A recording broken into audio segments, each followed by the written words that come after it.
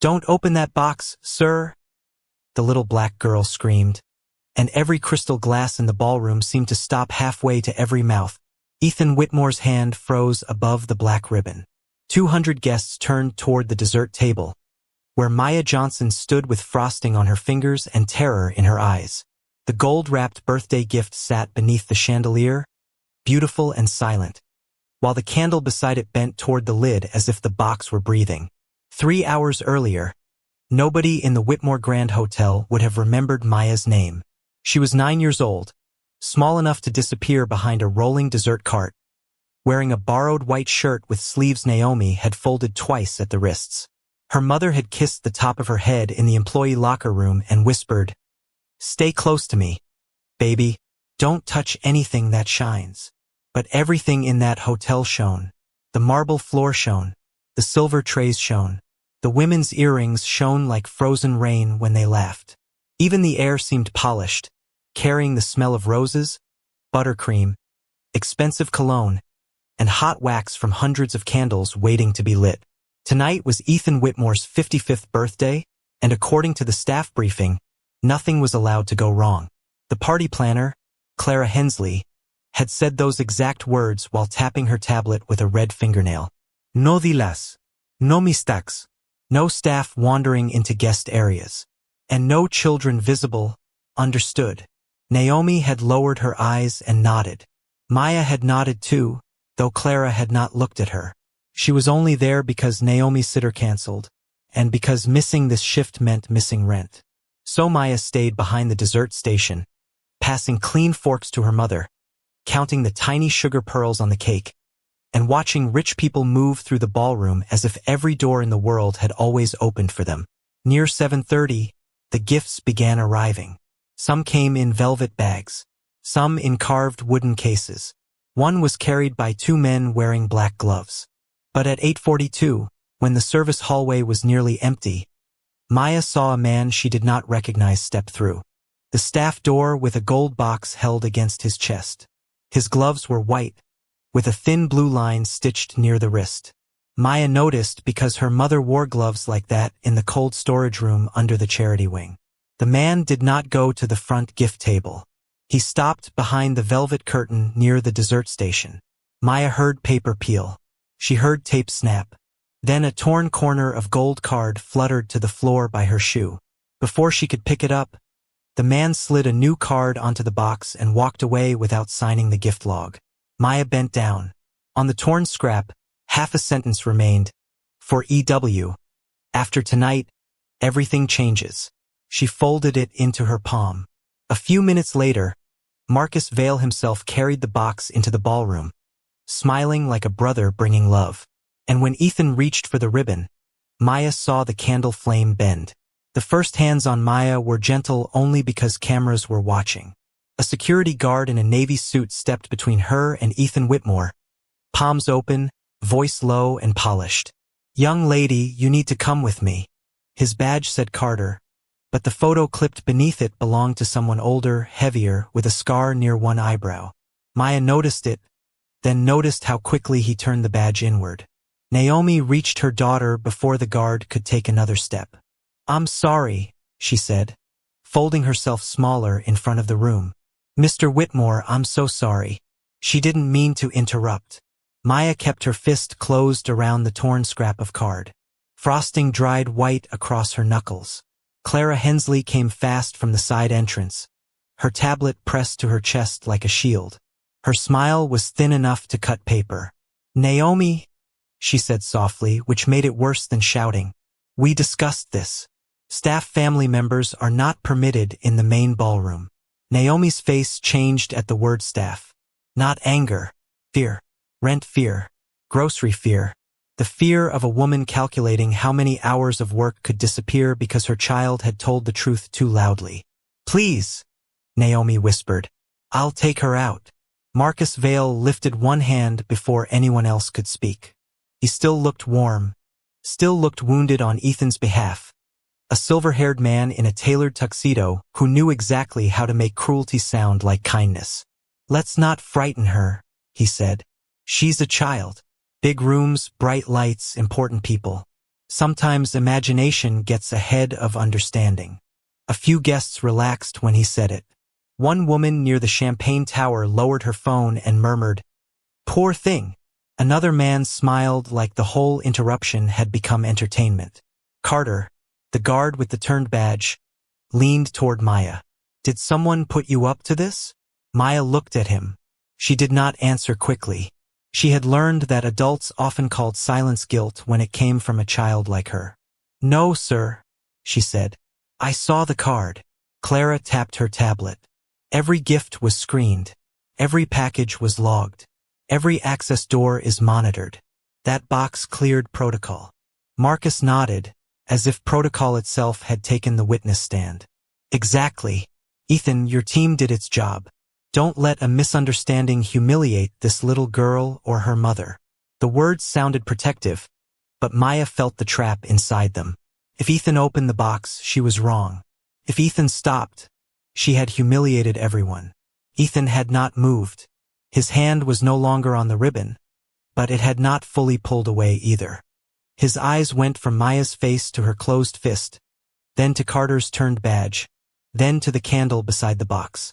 The flame trembled again, bending toward the gold lid in a narrow, unnatural curve. Ethan's expression did not soften. 10 seconds, he said. "Not what you think. What you saw." Maya opened her hand. The torn gold corner stuck to her damp palm before peeling free. Half the room leaned forward. On the scrap, in black ink, were the words, "After tonight, everything changes." Maya's voice did not rise. That made the room lean in more than a scream would have. "The card on the box is too clean," she said. A soft laugh moved through the guests, careful and expensive, the kind of laugh people used when they wanted to agree with power without seeming cruel. Marcus smiled sadly. "Too clean," he repeated, as if he were tasting the innocence of the words. "Ethan." She found a torn party card on the floor. "Children connect things. That's all." But Maya was still looking at the box. "No, sir. All the other cards have fingerprints on the corners." She pointed with one frosting smudged finger toward the long gift table. "That blue one has lipstick on it. The silver envelope is bent because somebody held it too tight. The red bag has glitter stuck to the name tag." Her finger moved back to the gold box. "That card doesn't have anything. Not dust. Not a thumbprint. Not even a wrinkle from being carried." The ballroom grew quieter. Ethan's eyes followed the path she had drawn through the room. For the first time, he was not looking at Maya as an interruption. He was looking where she looked. Clara gave a tight little breath. Presentation staff replace damaged tags all the time before an event of this level. "Then it should be in the correction log," Maya said. Clara blinked. Not long. Less than a second. But Ethan saw it. Marcus saw Ethan see it, and stepped smoothly into the gap. "A missing log entry is not a crime. It is a busy night. Your people are under pressure." His voice warmed as he turned toward Naomi. "And some of them are clearly overwhelmed."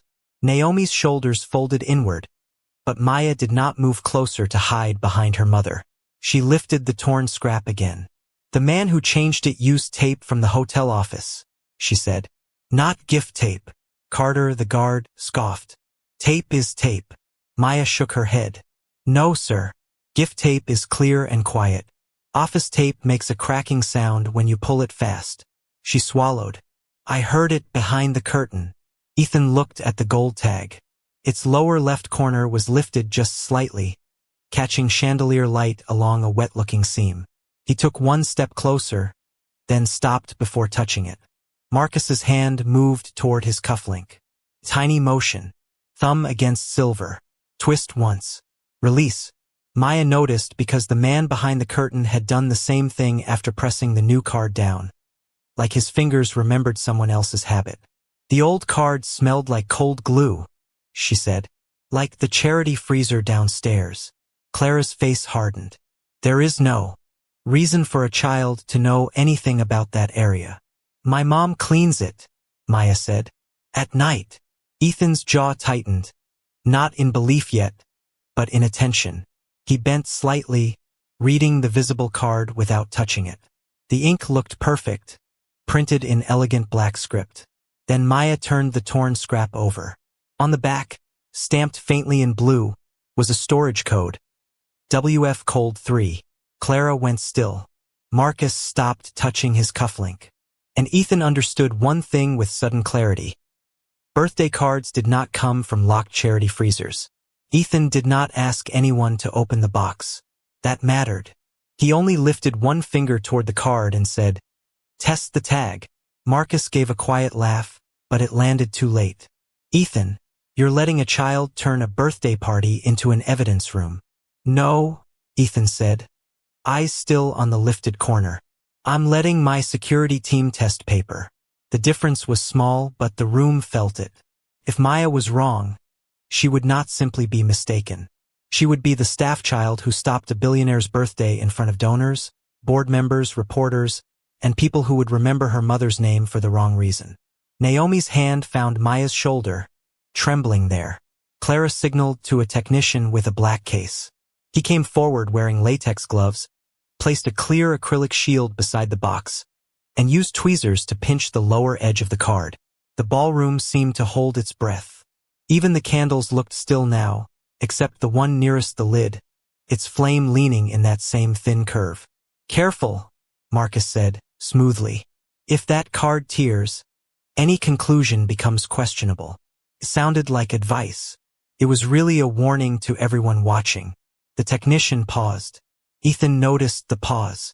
Maya noticed Marcus watching the technician, not the box. With one slow pull, the top card lifted. The sound was tiny, a sticky whisper of glue separating from paper. Underneath, another surface appeared. Not all of it, just a narrow strip of older gold cardstock, darker at the edges, pressed flat beneath the clean tag. Clara spoke quickly. "Damaged presentation materials get replaced. It happens." Ethan held out his hand without looking at her. "Correction log." Clara's tablet was already awake. Her thumb moved too fast across the screen. "It may take a moment. It should take one search," Ethan said. The room sharpened around those words. Clara typed. Nothing appeared. She typed again. Still nothing. "There's no correction entry," she said, too softly. Marcus stepped in, voice warm, reasonable, almost bored. "Then someone forgot. We are discussing stationery." Maya turned her head.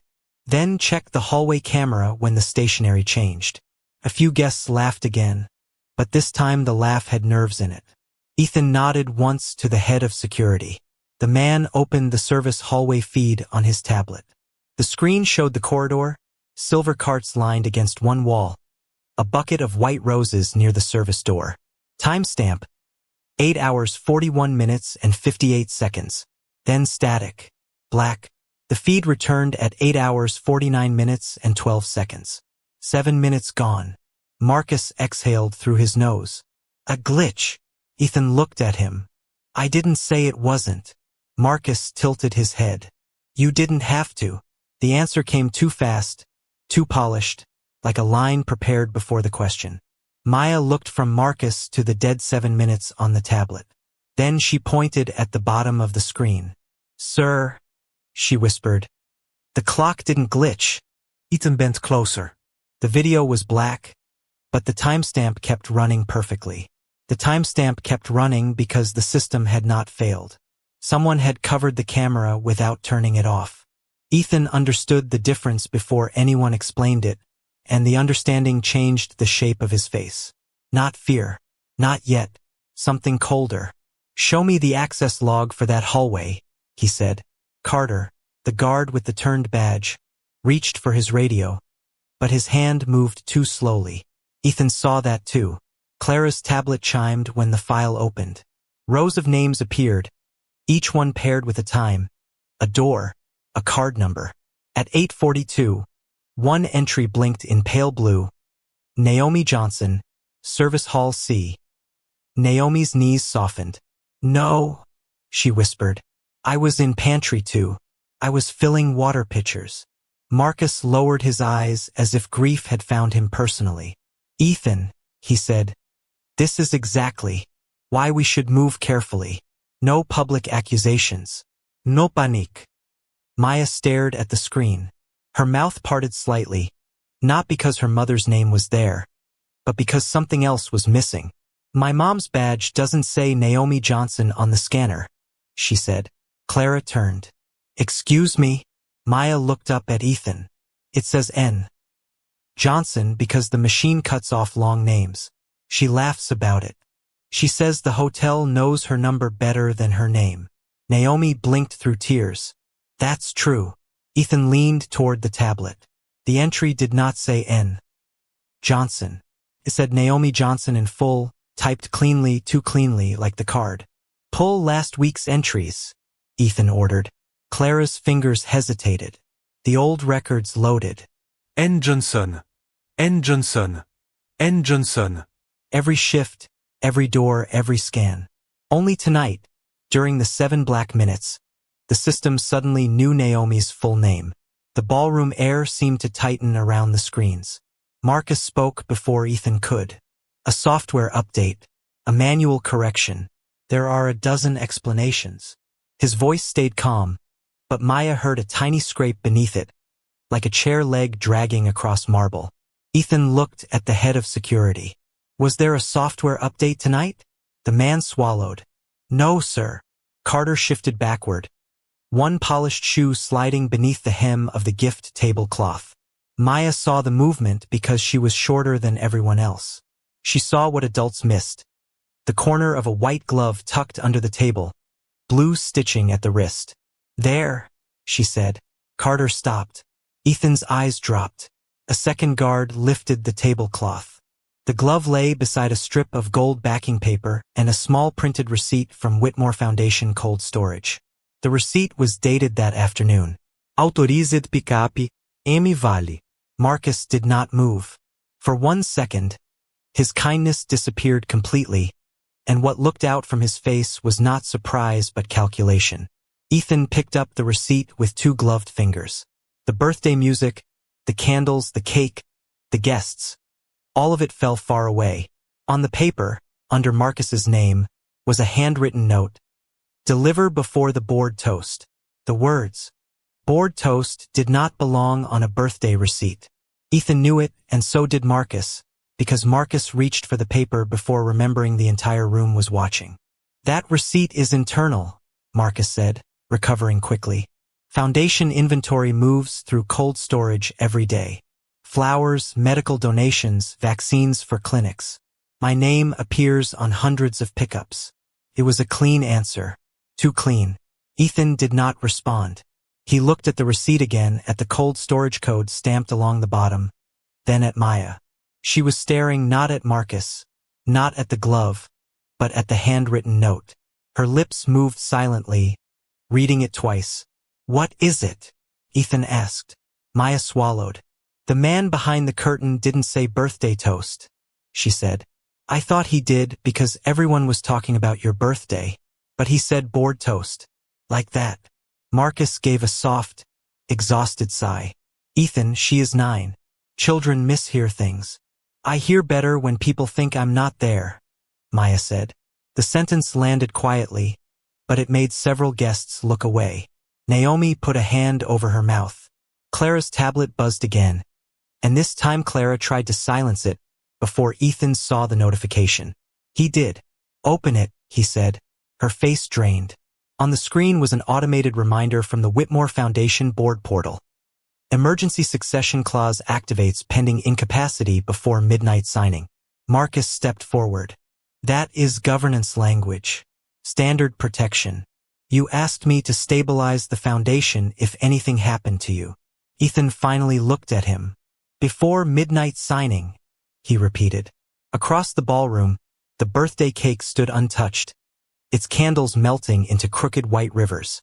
The party had not been the event. It had been the cover. After the cake, Ethan had planned to sign restructuring papers that would remove Marcus from direct control of the foundation's logistics arm. Marcus knew that. Marcus had helped schedule the toast. Maya tugged gently on Naomi's sleeve. Mom, she whispered. That cold room number is Uncle Samuel's room. Naomi stiffened so sharply it seemed pain had entered her bones. Don't, she breathed, but Ethan heard. Samuel? Naomi's eyes filled before she answered. Samuel Reed. My brother. He worked in Foundation cold storage 12 years ago. Marcus closed his eyes, as if enduring an insult. That was a tragic fire. We all mourned him. Naomi looked at him then, really looked, and her fear changed into something older. He told me inventory was missing. Medicine, blankets, generators after hurricanes. He said someone was moving donations through fake clinics. Marcus's voice hardened only at the edges. A grieving family rumor is not evidence. Maya reached into her pocket and pulled out the torn gold scrap again. On its back, beneath the storage code, was a faint ash-gray thumbprint sealed under old glue. Naomi whispered, Samuel burned his thumb in that freezer before he died. Ethan stared at Marcus, and the last safe room inside him closed. The man beside him was not protecting his legacy. He had been feeding on it. Ethan did not accuse Marcus. He did something far more dangerous. He folded the receipt once, placed it inside a clean evidence sleeve, and handed it to Lena Ortiz, the only attorney in the room who did not work for the Foundation. Chain of custody, he said quietly. Marcus heard the phrase and stopped breathing for half a second. Then Ethan turned to the guests with a face calm enough to frighten anyone who knew him well. Ladies and gentlemen, we are going to move the toast to the adjoining salon while security resolves a technical issue. It sounded like hospitality. It was containment. No one left the floor. No one touched the gift table. No one touched Naomi. Marcus came close enough that his cologne cut through the smell of candle wax. You're mishandling this, he murmured. If you freeze the board in front of donors, you create panic. If you imply Foundation misconduct without counsel, you create liability. If you let a child and a grieving woman steer this, you destroy your own credibility. Ethan adjusted his cuff, slow and precise. Then you should have nothing to worry about. He gave 3 instructions, each softer than the last. To Lena, copy the succession clause and send it to an external server. To his private security chief, not Carter, pull raw feeds from every camera, including vendor livestream equipment. To his driver, a former federal investigator named Paul, call Detective Ramirez, but keep police downstairs until Ethan said the word. Marcus watched the messages move across phones like invisible doors locking. In the staff lounge, Maya sat beside Naomi with both feet tucked under the chair because they did not reach the floor. Her hands shook now that no one was staring, but she kept the torn gold scrap flat beneath a glass of water so it would not curl. Ethan crouched in front of her, not above her. Maya, I need what you remember, not guesses, only what your eyes and ears kept. She nodded, trying to be brave and 9 years old at the same time. The man with the gloves stood by the curtain, but he looked up before he talked. Up where? Maya pointed through the open lounge door toward the ballroom ceiling. At the little camera for the birthday video, the one with the red light. He waited until it turned away. Ethan looked at Paul. Paul was already moving. Marcus had erased the security hallway, but the livestream crew had mounted a decorative camera above the dessert station for social media clips. It rotated every 12 seconds. Maya remembered because she had been counting the red blinks to calm herself while stacking forks. 12 blinks. Turn. 12 blinks. Turn. Ethan asked, did it catch his face? Maya frowned, thinking hard. Maybe not, but it caught his hand. He twisted his cufflink after taping the card. Ethan stood. Marcus was in the ballroom doorway now, smiling for a board member while watching them over the man's shoulder. The smile remained. The warmth did not. Paul returned with a tablet. On screen, Marcus's hand filled the frame, silver cufflink flashing as he passed the old card to the gloved man. Ethan did not look surprised. He only saved the file twice.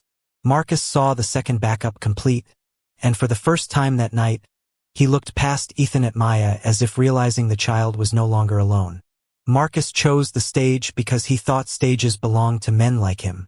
He stepped beneath the chandelier, took the microphone from the silent MC, and faced the donors, board members, reporters, and stunned guests with a look of controlled sorrow. Behind him, the gold box still sat sealed inside the clear containment case, the black ribbon hanging loose like a dead snake. "Tonight has become frightening," Marcus said. "But fear is when reputations get destroyed. I'm asking Ethan, as his friend, to handle this privately before an innocent employee, an innocent child, or an innocent colleague is ruined by speculation." It was a beautiful sentence. It placed Naomi, Maya, and Marcus in the same circle of possible victims. It made truth sound dangerous. A few board members nodded because privacy was the language of expensive scandals. Marcus turned toward Ethan. "Tell them the foundation will investigate internally. Protect the institution you built." Ethan walked onto the stage slowly. He did not grab the microphone. He did not look at the crowd first. He looked at Marcus, and the pain in his face was so naked that even the reporters lowered their phones for a second. "You stood beside me at my wife's funeral," Ethan said. Marcus softened his eyes. "I did. You held my hand when I signed the first foundation charter. Because I believed in you." Ethan nodded once, like accepting the last piece of a death certificate. Then he looked down at Maya. She stood near the dessert station, one hand locked in Naomi's, the other holding the old phone against her chest. Ethan did not call her cute. He did not call her brave for the cameras. He simply said, "Maya, show them where the red light was." The room turned. Maya's throat moved as she swallowed. Then she stepped forward, still small under all that crystal, and pointed up to the rotating live stream camera above the cake table. Paul connected the raw feed to the ballroom screen. The first image was harmless. Roses, plates, the edge of the gold box. Then the camera turned. Marcus appeared behind the velvet curtain with the gloved man. His face was partly hidden, but his silver cufflink flashed as he handed over the old card. Maya lifted the phone. "The sound is here," she said. Ethan gave her a small nod. She pressed play. Marcus's voice filled the ballroom, low and unmistakable. "The card matters. If Ethan sees the old one, burn the whole plan." Marcus snapped. "That recording is manipulated." Lena Ortiz raised her folder. "Then the contract is manipulated too?" The screen changed to the emergency succession clause, Marcus's signature, the midnight deadline, the transfer of foundation control. Then the receipt, Whitmore Foundation Cold Storage, authorized pickup, M. Vale. Then the access log showing Naomi's full name typed manually where the system had always shortened it. Marcus looked for Clara. Clara looked at the floor. Ethan's voice dropped. "Lock every foundation account. Freeze Marcus Vale's access. Preserve the servers. No internal deletions. No private settlement. No board vote until law enforcement has copies." Downstairs, elevator doors opened. Detective Ramirez stepped into the ballroom with 2 officers. Ethan finally turned to Marcus. "You asked me to protect the institution," he said. "I am. From you." Detective Ramirez did not touch Marcus at first. She let the silence finish what the evidence had started. Marcus stood under the chandelier with his hands half raised, not in surrender, but in disbelief that the room had stopped obeying him. When the officers finally stepped forward, his voice returned sharp and ugly. "Ethan, think. You do this publicly, you burn the foundation with me." Ethan looked at the gold box in its clear case. The black ribbon lay curled beside it, harmless now only because a child had seen what power missed. "No," Ethan said. "You used the foundation as a hiding place. I'm opening the doors." Marcus was taken past the gift table, past the cake, past Naomi and Maya. He did not look at the guests who had praised him an hour earlier. He looked at Maya. "You ruined lives tonight," he whispered. Maya's fingers tightened around her mother's hand, but she did not step back. "You put poison in a birthday gift," she said. "I just told him not to open it." The words were quiet. They ended him more completely than shouting could have. Clara Hensley was suspended before midnight. Carter's false badge was photographed, bagged, and traced to a private security contractor tied to Marcus's office. The access logs were locked by court order. The succession clause was frozen. The Whitmore Foundation Board, still seated in their black suits and pearl necklaces, voted under legal supervision to remove Marcus from every position of control pending criminal investigation. But Ethan did not let the night become only about Marcus. He walked back to the microphone while the containment team lifted the gold box from the table. "Leave the ribbon," he said. The technician paused. Ethan picked up the loose black strip with gloved fingers and held it where everyone could see. "This was supposed to be the first thing I touched," he said. "It was designed to make me helpless. Then the system was designed to blame a woman whose missing badge report was ignored." Naomi lowered her head, but Ethan stepped down from the stage and stood in front of her, not above her. "Mrs. Johnson, my company failed you before that box ever entered this room. Your report will be restored. Your unpaid overtime complaint will be investigated by outside counsel. Every staff report in every Whitmore property will now receive a permanent confirmation number that no manager can erase." Then he turned to Maya. The room changed with him. Reporters stopped typing. Guests stopped whispering. "Maya Johnson," he said. "I almost trusted a clean card, a clean suit, and a clean protocol more than I trusted your evidence." His voice broke, but he did not hide it. "You did not disturb my birthday. You saved my life." A week later, the party was held again, not in the ballroom, but in the hotel courtyard behind the kitchens. Servers, housekeepers, drivers, guards, board members, and guests sat at the same long tables under plain string lights. In the center was a small white cake. Beside it lay the black ribbon, sealed in glass now, labeled as evidence. Maya looked at it once, then tied a soft white ribbon around Naomi's wrist.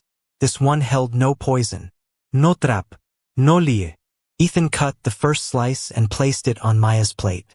For the first time all night, she let herself smile.